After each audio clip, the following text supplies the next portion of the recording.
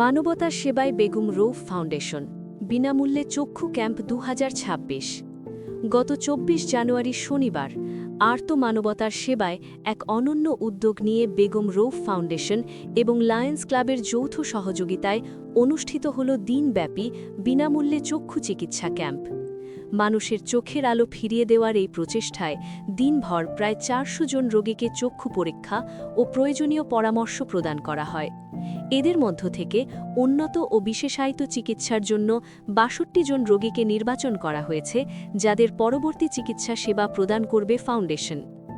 চট্টগ্রাম বন্দরের ভারপ্রাপ্ত চেয়ারম্যান অবসরপ্রাপ্ত জনাব হাদি হোসেন বাবুলের সভাপতিত্বে এবং অবসরপ্রাপ্ত শিক্ষিকা মিসেস মর্জিনা আক্তারের প্রাণবন্ত সঞ্চালনায় অনুষ্ঠানে প্রধান অতিথি হিসেবে উপস্থিত ছিলেন চট্টগ্রাম একাডেমির মহাপরিচালক ও লায়ন গভর্নর জাহাঙ্গীর মিয়া। অনুষ্ঠানটির সার্বিক তত্ত্বাবধান ও সমন্বয়ে ছিলেন বেগম রৌফ ফাউন্ডেশনের সম্মানিত চেয়ারম্যান জনাব শামসুল ইসলাম মজনু। অনুষ্ঠানে আমন্ত্রিত অতিথি হিসেবে আরও উপস্থিত থেকে উৎসাহিত করেছেন ফাউন্ডেশনের ভারপ্রাপ্ত চেয়ারম্যান জনাব মাহবুবুল ইসলাম, উপদেষ্টা জনাব নাজমুল ইসলাম, জনাব আফসার উদ্দিন সেলিম, আলী কাজেম, শেখ জহিলুল ইসলাম এবং মুজাম্মেল হক।